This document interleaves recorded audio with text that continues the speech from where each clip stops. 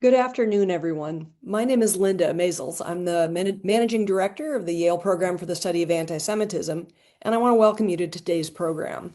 Today, we're hosting Milan Singh, who is the director of the Yale Youth Poll, and he'll be speaking today about the results of the Youth Poll's most recent survey, which was released last week. Included among a range of topics, and he will tell you about this, were some questions on antisemitism. Now, before I introduce our speaker, I wanted to take this time to make a few quick announcements. First of all, this is the last IPSA event of fall semester, and I want to thank you so much if you are one of those who has joined us for one or more of our events over the last few months. I want to add that we hope you will continue to join us next semester and to tell others because we have a bunch of terrific programs that I want to just highlight a few.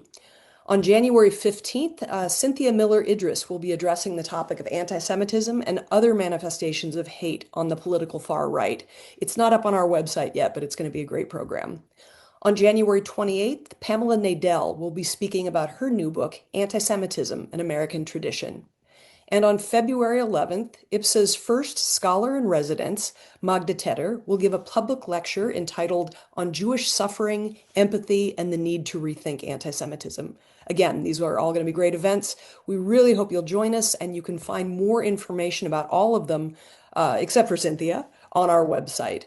Let me also add that for all three of those events, we would love to purchase books from these authors for students. So if you are a student, a Yale student, please let us know when you're there and we'll make sure you get one of those books. And now I am done with all of these announcements, so let's turn to our main event. Please note that we will have time for questions at the end of Milan's talk. The chat function is disabled, so if you have a question, you can submit it under the Q&A function, and I think some people have already done that. With all of that business behind us, it is now my great pleasure to introduce Milan Singh. Milan, are you on? Yes, yeah, I'm right Great. here. Great I'm to just see you. gonna, yeah, great to see you too, and it's really nice to be here. I'm just gonna share my screen. So Sure. And while you're doing that, actually, I wanted to give you a quick intro. yeah, Milan is a senior who will be graduating this year with a degree in economics, and he's been the director of the Yale Youth Poll for the last year and a half. So, as I said, Milan, it's so nice to have you here with us. And I'm going to turn the webinar over to you now. But if you would, I would appreciate it if before you take a deep dive into the data, please tell our participants something about the Yale Youth Poll because it's a terrific organization and people should know more about it. And so sure, with that, I will turn this over to you. Thanks. sure. Yeah, happy to talk about the Yale Youth Poll as always. So we are a group of undergraduates. There are 15 of us currently.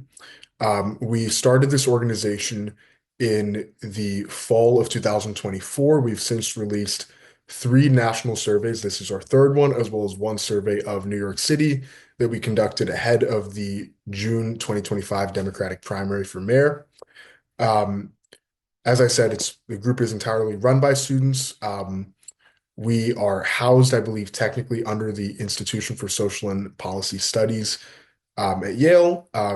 Professor Kala is our faculty advisor, and we've been working this semester with YIPSA. But I do want to emphasize all of the questions, all of the analysis I'm about to walk you through was written by students. And yeah, if you have any questions about specific questions that we've asked, topics that we might have researched in the past or that you might be interested in seeing us look into in the future, happy to talk about that in the Q&A. I should also note this is technically my last day as director. I've told Jack and Carla to change the website tomorrow. But with that being said, I'll start talking about the results. So this poll has a sample size of about 3,426 registered voters in the United States, about half of whom are under 34. That's what's known as an oversample. The purpose of that is to allow us to get a more granular look at what different age cohorts think about various issues. This semester, we investigated four main topics. One were general political questions. So, what party are people thinking about voting for Congress next year? How are people feeling about the state of the economy? What's their most important issue when it comes to deciding their vote? That kind of thing. We also asked some questions about young people's social lives. So basically, do kids have friends? Surprisingly, yes. Do kids have romantic relationships? Also surprisingly, yes. Are there notable differences between young men and young women with regard to these two things? Actually, no. as well as what people think about the big, beautiful bill, the tax package that recently passed in Congress. The answer is they don't like it. And we asked some questions about what people think about anti-Semitism as well as the Israeli-Palestinian conflict. So I'm going to focus today on that last topic, anti-Semitism and the Israeli-Palestinian conflict. But results for the rest of the poll are available on our website, which is youthpoll.yale.edu. With that being said, I'm going to dive right into it. So we focus on a couple things. One, we wanted to ask, to what extent do young people hold anti-Semitic views or negative views of Jewish people generally? And then separately, but relatedly, what do young people think about US policy towards Israel? What do they think about Israel, the country generally? So one question we asked is whether people think that the American Jewish community has had a positive or negative impact on the United States. People were also given the options you can see here to say they think the Jewish community has had no impact or a neutral impact, or they're not sure what impact it's had on America. The reason we ask this question is it's a pretty direct way to ask, do you like Jewish people generally? Do you think Jewish people are good or bad? And as you can see, overall, about half of people, a bit more, 54%, think that Jews have had a positive impact on the United States. 8% think negative, 23% say no impact or neutral impact. You can also see, however, that young people are less likely to say that Jews have had a positive impact on the United States than older generations. It's not quite a monotonic relationship because of the 35 to 44s, but it's pretty close. Um, Another question or series of questions we asked uh, were based on a trio of papers released by Eaton Hirsch and Laura Royden, who are both political scientists. These papers were released in 2022, and they're based on data collected in the fall of 2020. And one of the questions they asked in their surveys are this three-volume battery of questions designed to elicit whether respondents hold anti-Semitic attitudes. So there are two ways you can determine whether someone holds an anti-Semitic or other prejudiced attitude. One way is to just ask them, do you like Jewish people, yes or no? Or do you feel generally warmly or coldly towards Jewish people, or warmly or coldly towards Black people or Muslim people, or what have you? And that's called a measure of explicit prejudice. The risk when using that kind of methodology is that people may have uh, prejudiced views, but they may be prone to social desirability bias, which is to say, they may not want to say, yes, I am prejudiced, because there's a stigma around being prejudiced. So instead, what Hirsch and Royden did is they asked people whether they agreed or disagreed with three statements that are widely considered to be anti-Semitic. So one of those statements was Jews in the United States are more loyal to Israel than to America. The second statement was it is appropriate to boycott Jewish American-owned businesses to protest the war in Gaza. And third, Jews in the United States have too much power. These are slightly modified from the original questions that Hirsch and Royden asked. I believe the second question, we changed the wording a bit because when they asked the question, there wasn't an ongoing war in Gaza. And when we asked the question, there was. But generally, the questions are the same in their content, hopefully. And the idea is that if someone agrees with all of these statements, it is probably fair to say they are anti-Semitic. If someone agrees with none of these statements, it is at least reasonable to say they are unlikely to be anti-Semitic. Again, these are not, uh, our goal with this poll was not to make a normative claim or to say so and so person is anti-Semitic or is not anti-Semitic, or to say holding X or Y position is or is not anti-Semitic. We are just using these statements as a proxy for, does someone plausibly or probably hold anti-Semitic views. I just want to clarify that. But here's a chart showing how likely different age cohorts are to agree with at least one of these statements. So as you can see, overall, 70% of American voters agree with none of those statements. That number is only 57% among people who are aged 18 to 22, 60% among 23 to 29, and 68% among 30 to 34. So you can again see a pattern where the youngest voters are less likely to agree with zero statements than the oldest voters.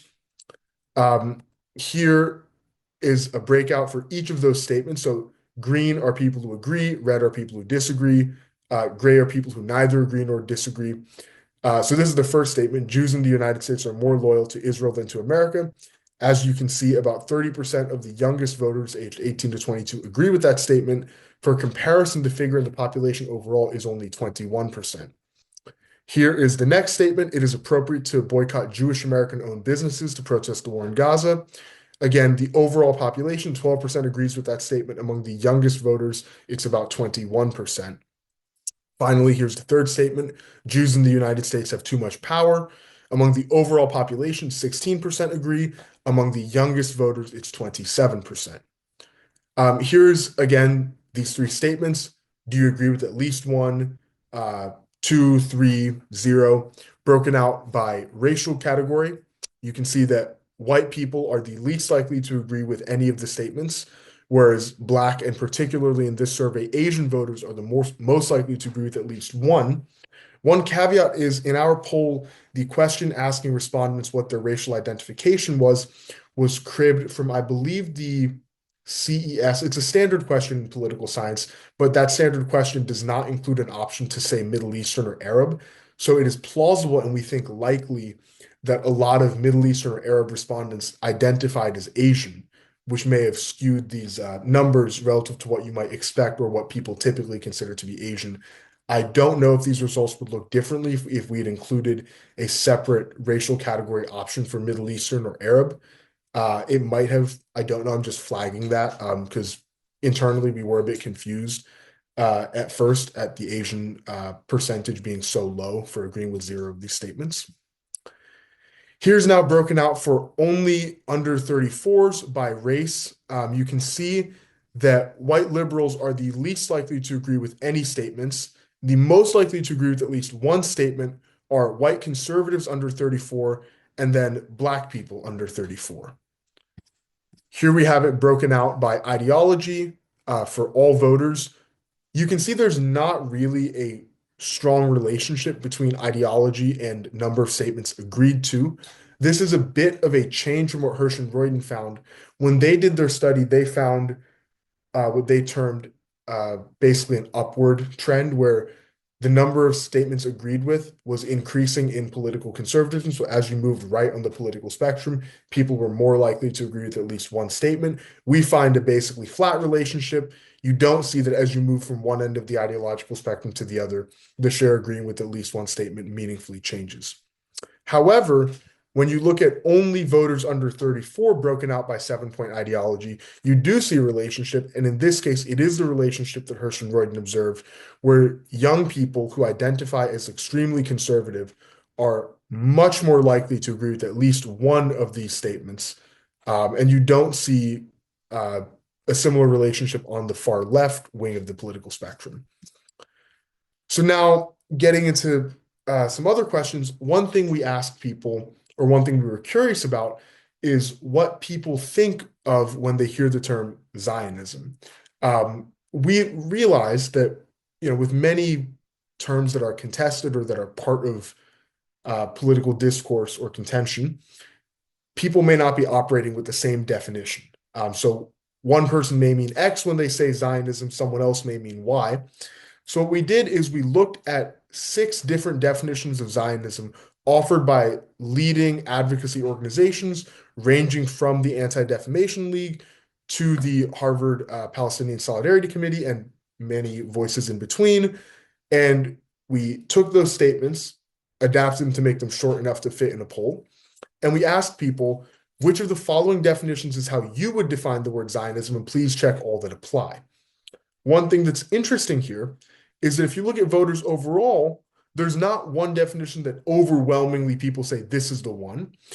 And secondly, if you look at the youngest voters, you'll see they're much more likely to choose negative definitions of Zionism, such as establishing and maintaining a Jewish demographic majority in Palestine by driving out the native Palestinian population, or the creation of a nation state where Jews get more rights than others on the land, or a form of racism or apartheid against Palestinians, compared to older voters who are more likely to say either, I'm not familiar with the term, or that the term means a movement for self-determination and statehood for the Jewish people in their ancestral homeland. So there is a very broad generational divide on what the term Zionism means, and particularly younger people are more likely to ascribe negative meanings to the term Zionism than older people. Next, we also ask people whether or not they believe that Israel should exist, whether it should exist as a Jewish state, whether it should exist but not as a Jewish state, or whether it should not exist. You can see that among people overall, just about half, a little bit under, say it should exist as a Jewish state. 18% say it should exist, but not as a Jewish state. 5% say it should not exist, and 31% say they're not sure. But among younger people, they're much less likely to say Israel should exist as a Jewish state, and much more likely to say Israel should not exist, or that they're not sure, or that Israel should exist, but not as a Jewish state. I think it is notable that no, across any demographic group except for people 65 plus, none of these options garners a majority of support, and there are a substantial number of people who say they are not sure in every age category. Secondly, here's that same question broken out by racial category. You can see that non-white voters are more likely to pick something other than should exist as a Jewish state, but are also much more likely to say they're not sure. Next, we asked people about their attitudes towards military aid to Israel, whether they favored stopping all military aid, decreasing aid, maintaining the current amount of aid, or increasing aid. Among voters overall, it was a pretty tight split. 40% either picked maintaining the same amount of aid that we are currently providing or increasing aid, while 43% picked stopping all military aid or decreasing aid. As you can see, there is again a massive generational divide where two-thirds of younger people say we should either stop all military aid or decrease aid, and a plurality are saying stop all aid. And among older people, people overwhelmingly want to maintain, or some amount of people want to increase military aid to Israel. Again, you might be noticing that people aged 35 to 44 are most likely to say not sure on a lot of these questions. We also noticed that pattern when we were looking through the data. We're not sure why that pattern emerged.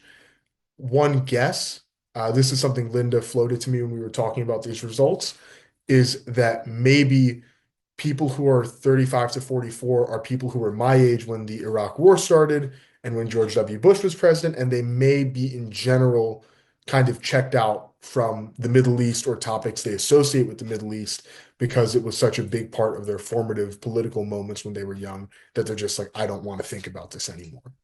That's one plausible reason. It seems it may also be the case that they just pay less attention to this stuff than people older than them or younger than them. That seems a little less plausible to me, but you know, happy to discuss that in Q&A as well. Another series of questions we asked are what people think counts as anti-Semitism. Again, when people make reference to terms like anti-Semitism or terms like racism or terms like sexism in political discourse, people may not all be using the same definitions implicitly. So we wanted to get at sort of what are the exact contours or details of what people think counts as anti-Semitism. So we created a list of scenarios, and we asked people for each of them, is this a form of anti-Jewish prejudice, not a form of anti-Jewish prejudice, or are you not sure? So the scenario that people were most likely to say was a form of anti-Jewish prejudice was not allowing a Jewish student to join a theater group because of their pro-Israel views.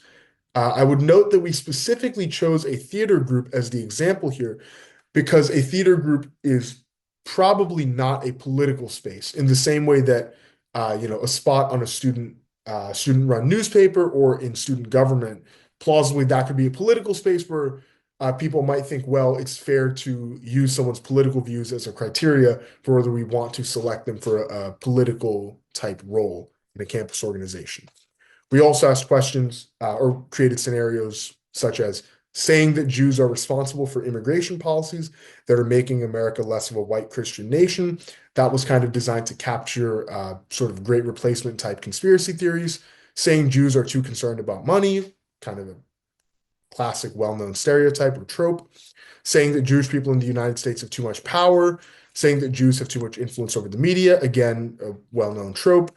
Boycotting Jewish American-owned businesses to protest the war in Gaza, boycotting Israeli-owned businesses to protest the war in Gaza, comparing the Israeli government's policies to the Nazis, protesting the war in Gaza outside a synagogue, using the phrase globalized intifada. I would draw attention to the fact here that this is the only scenario tested where a majority of voters are not sure whether it counts as anti-Semitism or not. I know that the debate over whether globalize the Intifada is an anti-Semitic statement or not is one that's been quite salient over the last couple of years. And then secondly, calling what is happening in Gaza a genocide. A plurality of voters say it is not anti-Semitic. Again, I know that is also a piece of rhetoric that has been hotly debated as to whether or not that constitutes anti-Semitism or not. Here's the breakout for of the same set of questions. Does this or does this not count as anti-Semitism, but only among voters aged 18 to 34? As you can see, the general pattern is similar.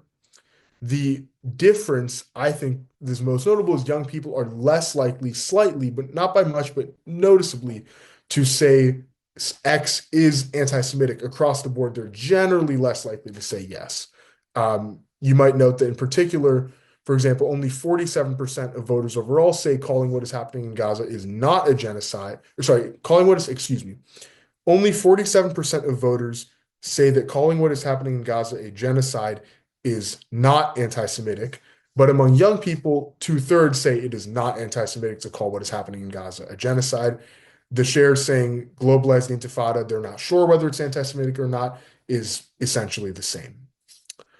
Finally, as part of this poll, what we did is we split our sample three ways. Voters were assigned randomly to one of these conditions, and we asked the following question.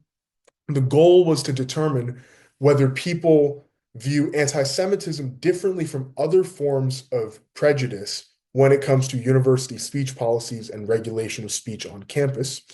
So we chose anti-Black racism and Islamophobia as our comparison cases, and we asked who gets to decide what counts as prejudice when it comes to university speech policies for insert type of prejudice. You can see the question wording here, and we gave the following options: academic experts on the subject, American society as a whole, the Jewish or Muslim or Black community as a whole, leaders in the Jewish, Muslim, or Black communities, the United States government, none of the above, and the university president. A couple patterns I'd like to draw your attention to across, and again, this was a check all that apply question. So it's plausible people think that multiple of these institutions or individuals should be able to have a say on what counts as a given form of prejudice.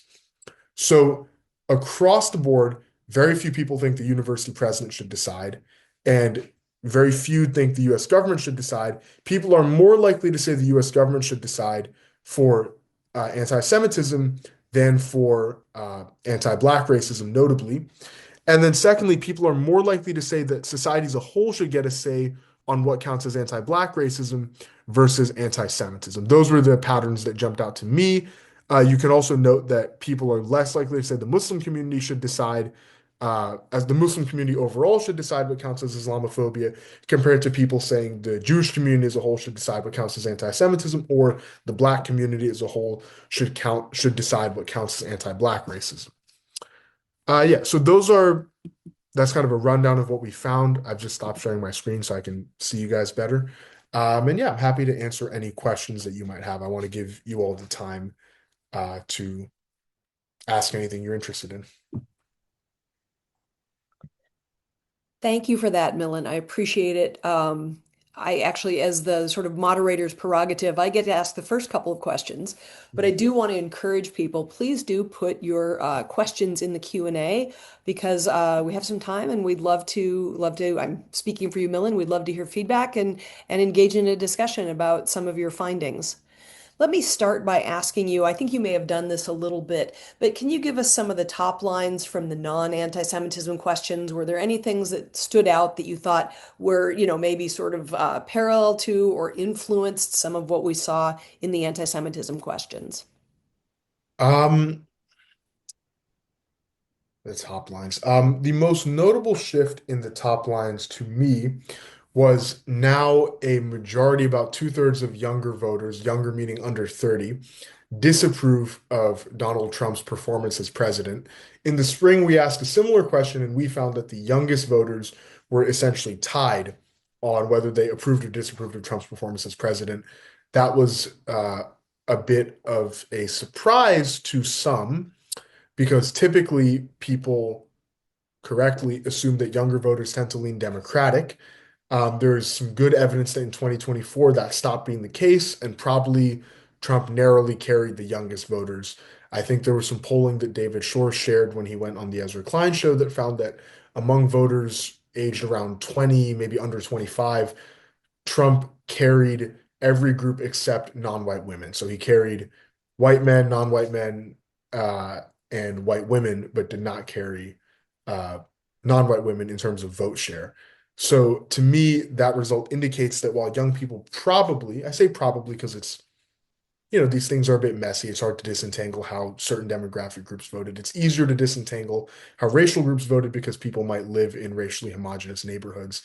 People don't really live in age homogenous neighborhoods except for college students, and college students are a self-selected bunch who are not maybe representative of all young people. But the evidence seems to suggest that Trump did quite well for a Republican with young people in the modern era. And now the evidence suggests that 6 months later, he has almost completely eroded his gains with that group. Um, this doesn't connect as much to the anti-Semitism and Israel-Palestine findings, but we also found that all demographic groups really think the big beautiful bill will make prices higher, will make the economy worse, will mostly benefit the wealthy. We asked them, what words do you come to mind when you think about the big beautiful bill? And besides tax cut and Trump, for young people, the words were stupid, bad, evil, bullshit, pretty like all negative words. And I think you can tell a compelling story where young people voted for Trump because they thought he would lower the prices. He did not do that. In fact, they see his signature legislation as doing the opposite, and hence they've turned back against him. So that's fascinating. And as long as you brought up some attitudes about Trump, there is some argument, perhaps, that some might make that showing that younger people are becoming more anti-Semitic does play into a certain narrative that would be supported by the Trump administration. However, delving into your numbers, it looks like really the more conservative a young person is, the more likely they are to agree with one or more anti-Semitic statements. Does that seem like a fair assessment, or do you want to parse that further? No, that's broadly correct. Yes, I saw the other day that the vice president tweeted about an article in The Atlantic that discussed the results of this poll. And in the follow-up tweets to his main tweet, he said that, or speculated that the increase in anti-Semitism among young people is driven by immigrants, essentially that non-native born people are more likely to hold anti-Semitic views, and therefore we've been, in a sense, importing anti-Semitism by way of having more immigration. He's just not wrong. Sorry, excuse me. He's just not correct about that. He's not correct about a lot of things. But if you look at the data from Hirsch and Royden, again, their data was collected fall of 2020, but our findings are broadly similar. The most anti-Semitic groups of people in America are young white conservatives, followed by young people of color, particularly young men of color.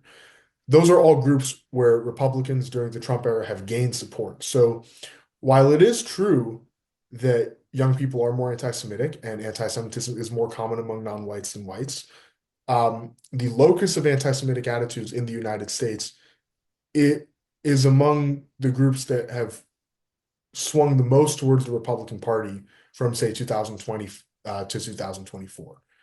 This fact is probably somewhat inconvenient for people like the vice president and like the president, but I think that's the most accurate read of the data. Okay, thank you. As long as you brought up the article in The Atlantic, maybe you can tell me what have been the reactions to this survey. I'm sure some portions of the media are reacting to other parts of your survey, but have you had reactions specifically to the anti-Semitism and Israel-Palestine questions? The reaction has been somewhat muted. I talked to Yair for the article in The Atlantic, and Yeah, I you're Rosenberg, yeah, correct? yes, and I thought the article was a good summary of the findings. Online, the reaction has been fine, honestly, less contentious than I had maybe worried. I've not been called Hamas yet or APAC yet, which is nice. It seems mostly that people are just discussing the findings or saying like, oh, this is for example, the chart about uh, number of anti-Semitic attitudes agreed with, broken out by ideology for people under 34. That's gotten a good bit of discussion online, but mostly just people are discussing like, wow, this is an interesting finding, or oh, this is a new finding. I've had like small accounts on Twitter. By small, I mean like 30 followers, or like, actually, I don't agree with that some of these statements are anti-Semitic. I'm like, well, you're entitled to your opinion. Mhm. So there have been some people quibbling that like, oh, some of the statements in this three-question battery are not actually anti-Semitic. We had one guy comment on the Substack, but he was like, I don't like the methodology, and so I replied like, well, do you have a criticism? Like, happy to hear it. And he was like, this poll doesn't separate anti-Semites from people who are just critical of Jews as a group. And I was like, well, I don't think that's a thing. I don't think you can be critical of Jews as a like not persons who happen to be Jews, but Jews per se, but are not. I was like, okay, whatever.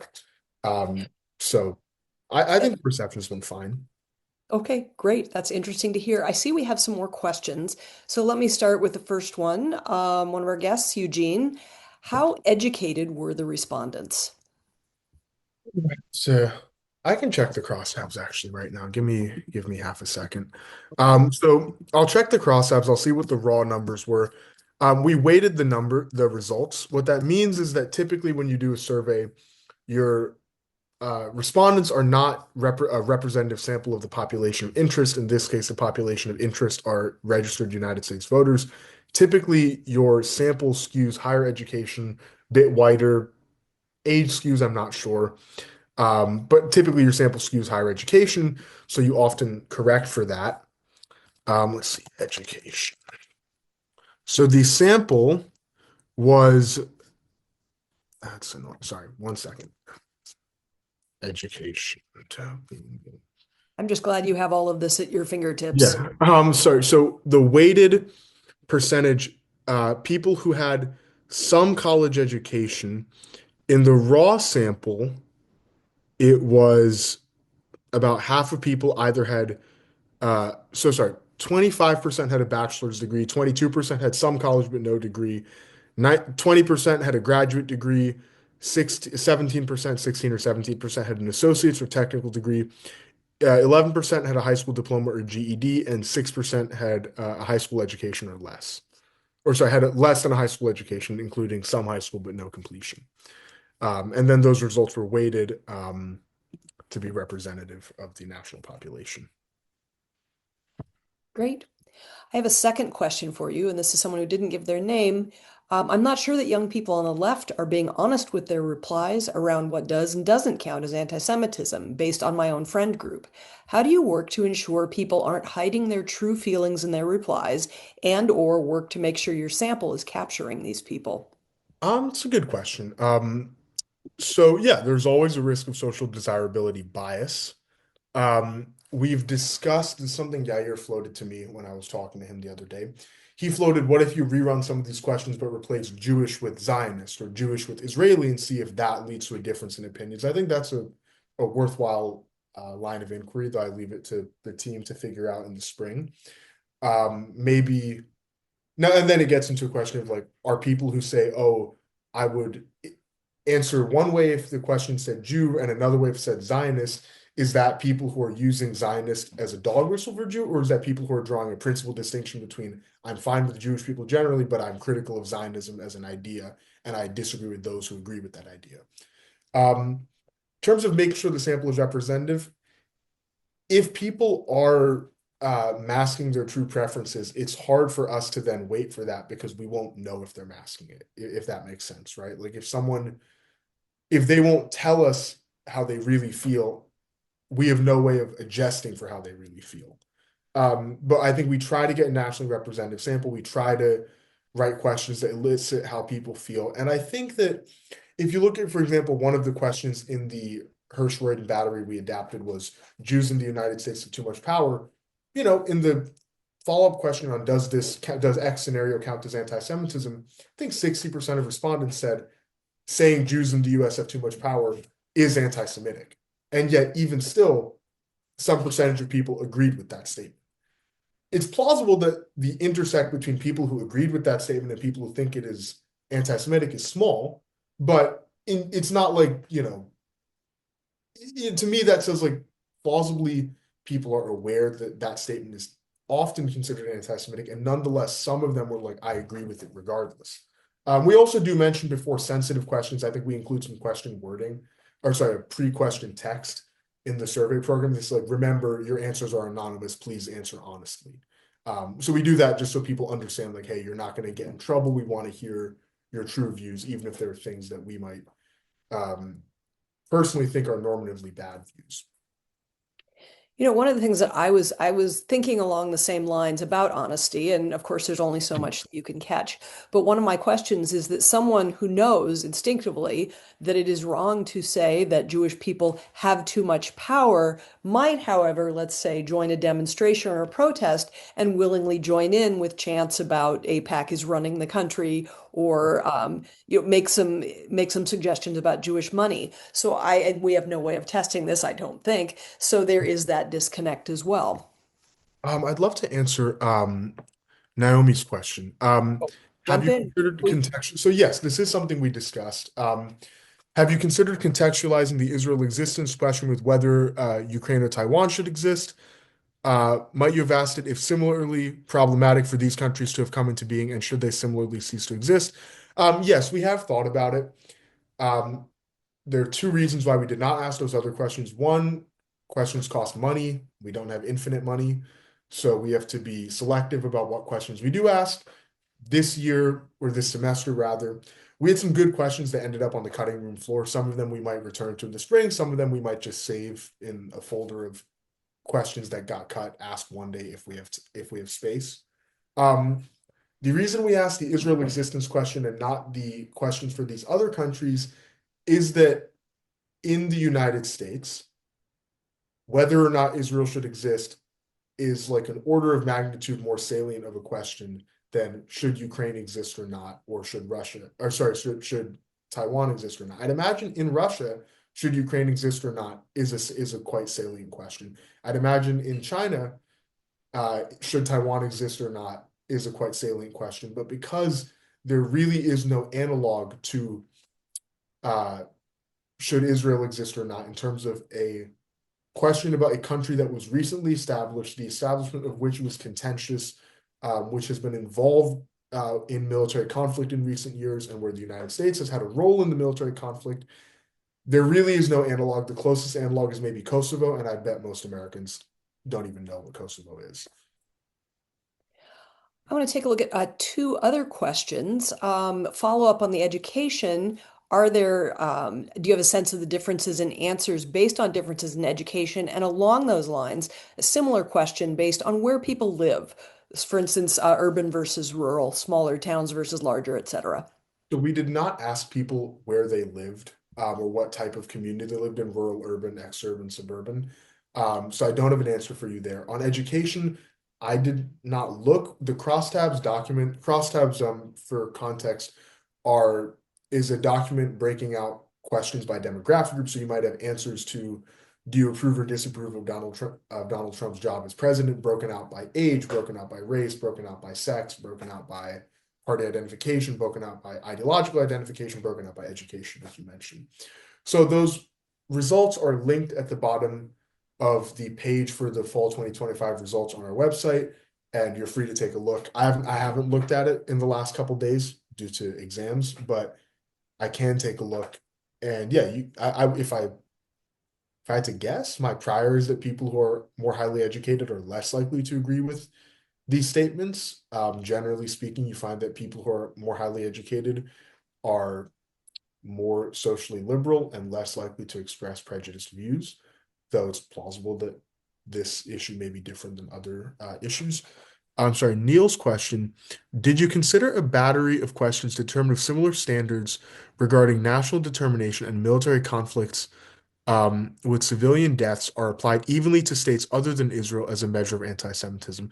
Um, I'm not. Oh, so just to clarify, Neil, are you getting at basically do people hold Israel to a higher standard than other countries that are involved in conflicts that have civilian deaths? Is that the am I reading your question correctly?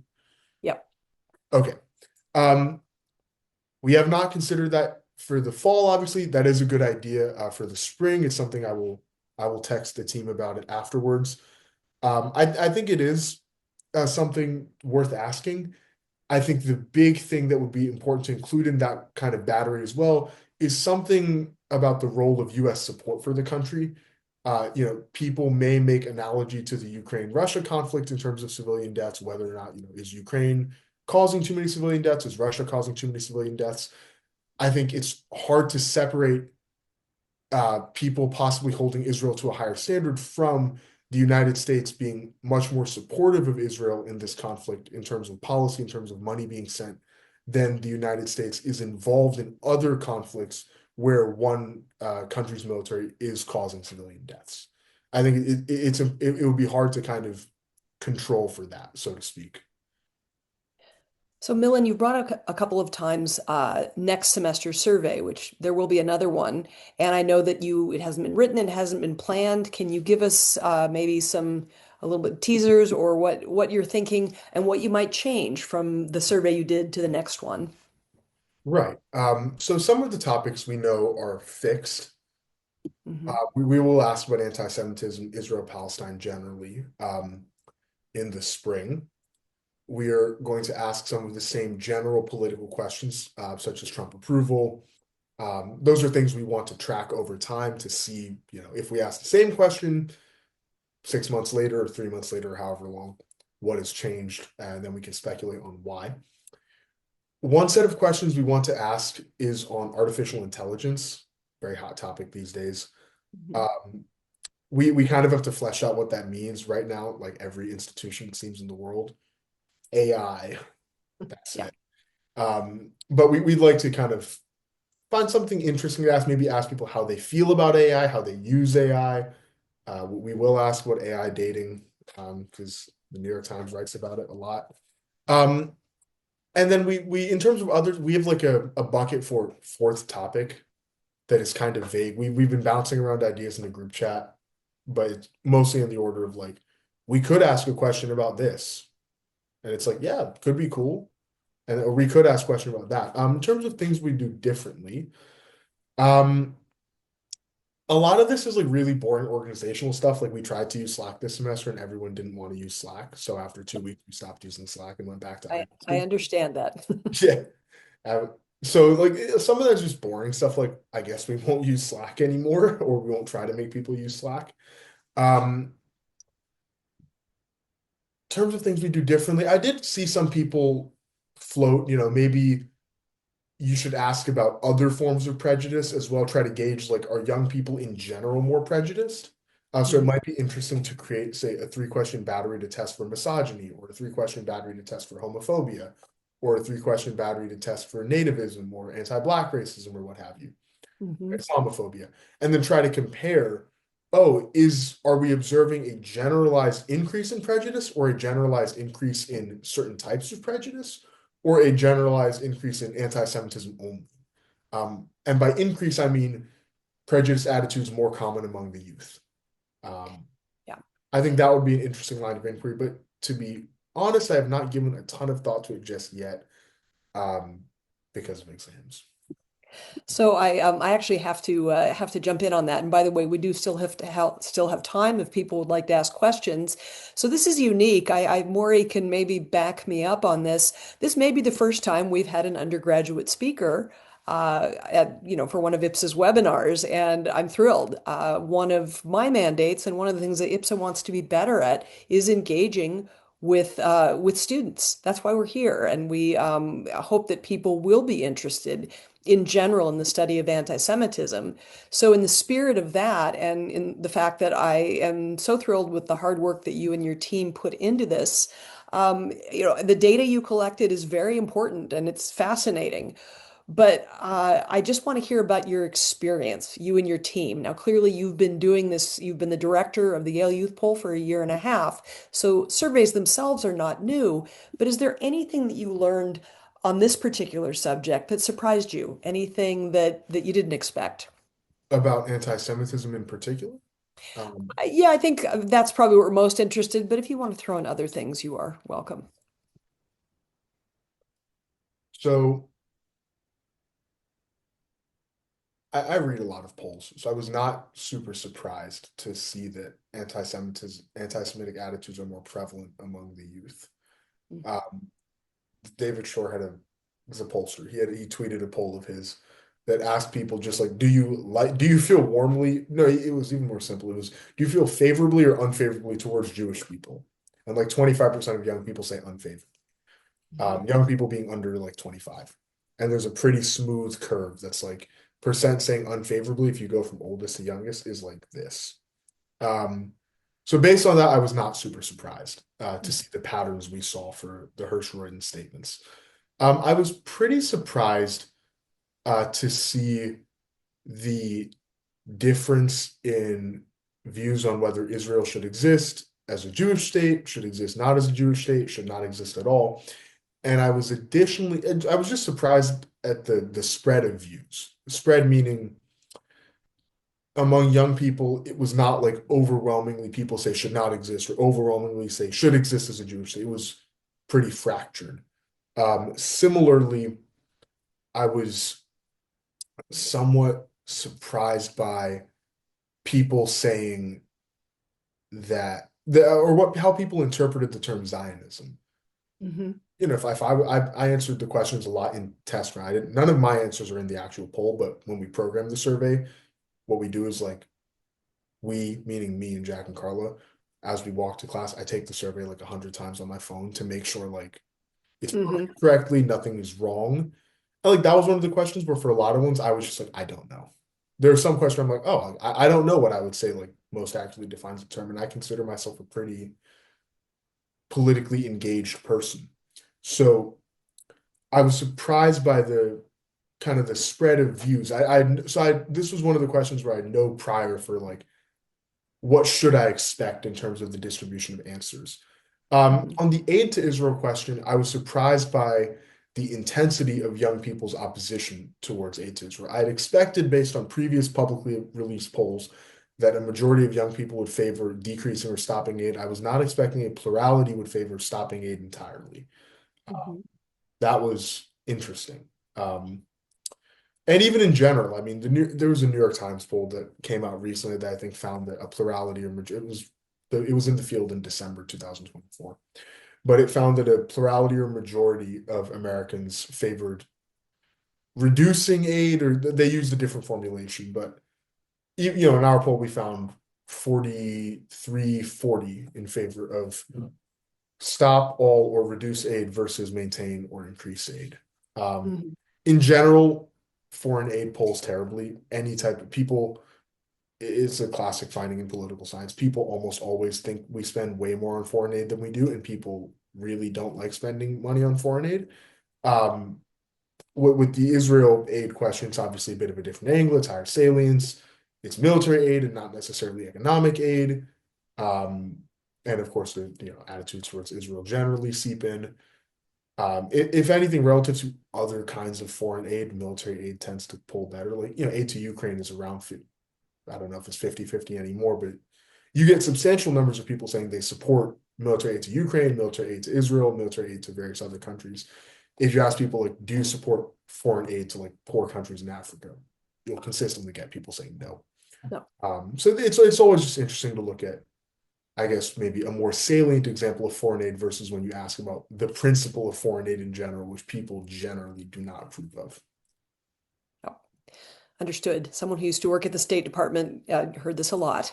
Um, obviously some of your findings, they're not necessarily brand new, but they can still be upsetting to people who are looking at these answers, and particularly for Jews who are concerned about potential rising rates of anti-Semitism and what you were just speaking about, decreased alliance and military aid to Israel. So a question might be, do you have a sense of how, in general, these views have changed historically? This is a present moment, but this type of polling has been going on for decades. So I don't know if you have a feeling for that. Um, so I'll answer in two parts. When I talked to Yair Rosenberg, he argued that historically elevated rates of anti-Semitism relative to what we've seen maybe since World War II, since Mhm. the end of World War II, have been the norm. And he contended that after World War II, America became unusually non-anti-Semitic because they saw the consequences of anti-Semitism, meaning the Holocaust. But he views this as an aberration, and that the norm is people tend to dislike or feel suspicious towards Jewish people as a minority group. Um, I don't know to what degree that's true, but it seems like a certainly a plausible explanation of things. I think based on data that I've seen, it seems that prejudiced attitudes in general are increasing among younger people. I have kind of a three-part explanation for it. This is mostly focused on attitudes towards Jewish people and attitudes towards women, because these are the questions that I've seen polling on.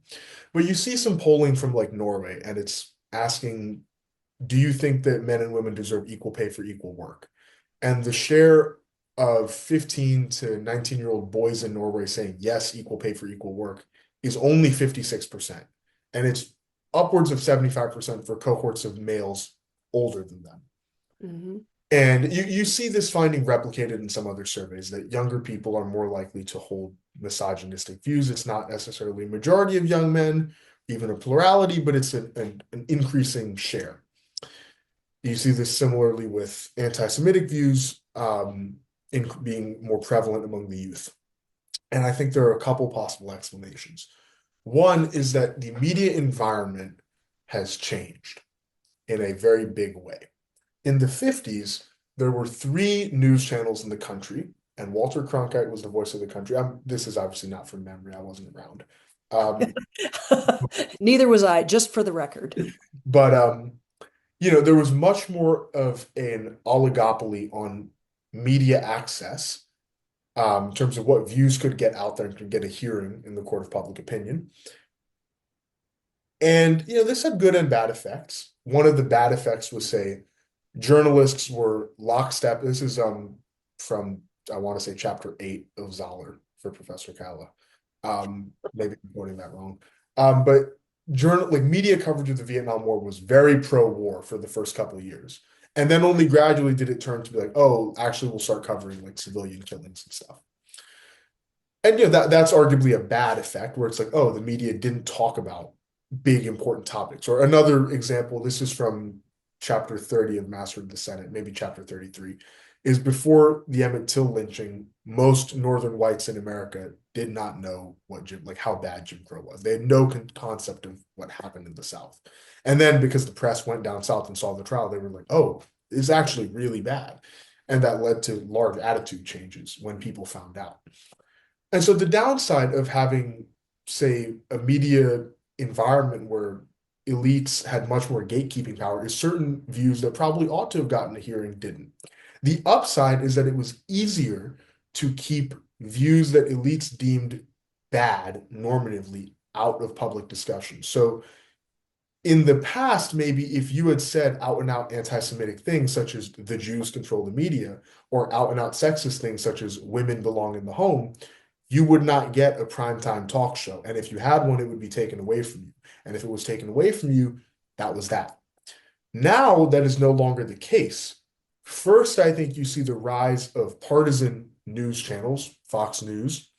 Then you see, well, maybe I forget if conservative talk radio came first or not, but then you see conservative talk radio, more and more ideological media, social media, right? Facebook, blogs, media becomes more and more fragmented of an industry, and there are more and more different firms offering differentiated products. And by differentiated, I mean sharper ideological contrasts. And now, with platforms such as Twitter and live streaming sites such as Twitch or Kick or Rumble, and short form video platforms like TikTok and Instagram Reels, it is easier than ever for anyone to obtain a platform for their views, in particular on TikTok, where on sites like Twitter, the best predictor of how many views a post will get is the number of followers the account has. And that's really not the case on TikTok. You can see accounts that have like 200 followers have a post that goes to the front page of a lot of people's For You pages. So in a way, it is now easier than ever for people to develop a following online. And thus it is harder for elites, meaning political elites, to gatekeep what views are not said in polite company.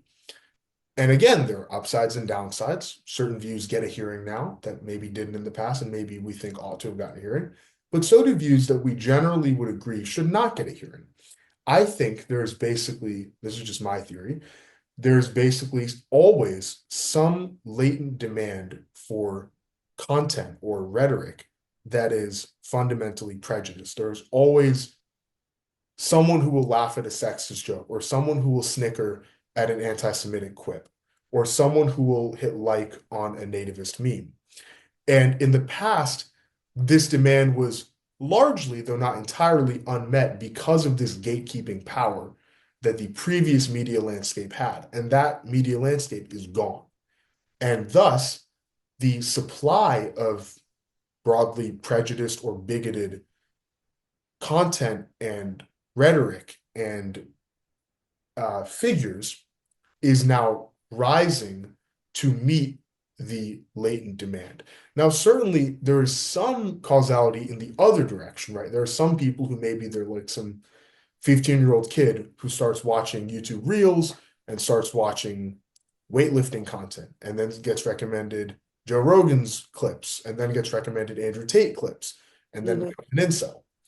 And so there is certainly some room for persuasion if people are having their views changed by you know the news media they consume or the non-political media they consume. But I think in a important way, many people are scratching an itch that they already had with this media. And of course, it may be a feedback loop where people have an urge, view the content amplifies the urge, which causes them to view more, etc. The second thing I would say, Actually, hang on. I'm going to jump in really quickly because we're running short of time. We've got and some really interesting speculation. I think there's a lot of people that would pick up on your argument, certainly about fragmentation of media, social media, the lack of gatekeeping, the fact that being an incel, as you mentioned, can be a gateway to being introduced to other views, just as racism can be a great introduction to Jews as the masterminds of the Great Replacement theory. So yes, certainly, all of that. If you can, I can see we have actually some other questions. One on how you became interested in the topic, and a much longer answer that a question that I don't think we're gonna have time to get into. Because we have about 4 minutes left, maybe you can I wrap can answer up. these two rapid fire. Yeah, How did I become interested in this topic? I like public opinion research. Yeah, the short answer is I read a lot of polls, and so I thought I'd try my hand conducting one. For Eugene's question, Mhm. how might people impact answer if there's better understanding of the information? Contribution to science and healthcare by Jews, or the number of Nobel Prizes by Jews? I Positive information. Yeah, I'm limited. You know, I'm guessing that would not, for maybe like the marginal person who's like dabbling in anti-Semitism, maybe like, oh, actually, they're not all bad. Huh, nice. But I think for many people, they just like, oh, this is further evidence of the conspiracy, right? Like if they hear, oh, wow, Jewish people have made great contributions to medicine, they may instead decide the vaccine is a Jewish conspiracy and I don't want it. Um, I'd also say like in the United States, Asian Americans run a lot of large companies and achieve a lot of success in white collar work, and that does not dampen criticism of H-1B visas or things of that nature. If anything, it amplifies it. In terms of, there are some who've made the case there is a high level of intelligence sharing by Israel with the US and other military expertise that far outweighs the amount of US aid to Israel. Um, I don't think that people's view of, I'm sure, again, for a non-zero number of people in this country, there are some who think, oh, the problem with the US relationship with Israel is that we are not getting enough for what we're giving them money-wise. Um, I think for many people, the problem is that as they see it, as many people see it, the United States gives Israel money and weapons, and Israel uses it to blow up children. And no amount of, oh, but they give us intelligence for stuff we need to do in Syria with regards to taking out terrorists will make that worth it. Because they see the videos of kids starving. Yeah, I think you're right. That immediate visceral grab of photos is going to outweigh information. I think for quite a while, the organized Jewish community thought that it could do some good by saying, you know, a Jew invented the polio vaccine. Well, you've already mentioned how problematic that can be in terms of vaccine haters or anti-vax folks. So simply saying Jews have done good things, I don't think that moves the needle. And we also obviously have different definitions of what is a good thing. But with that, I'm sure that there are probably a lot more questions that we could ask. I want to stress that if you look on the Yale Youth Poll website or on the IPSA website, you'll see all of these findings. And Milan, it was just so great to have you on. Thank you very much. Any last words you'd like to say before we sign off? Uh, not in particular, no. All of the results can be found on youthpoll.yale.edu. And if you have any questions, comments, or concerns, my email is milan.singh@yale.edu.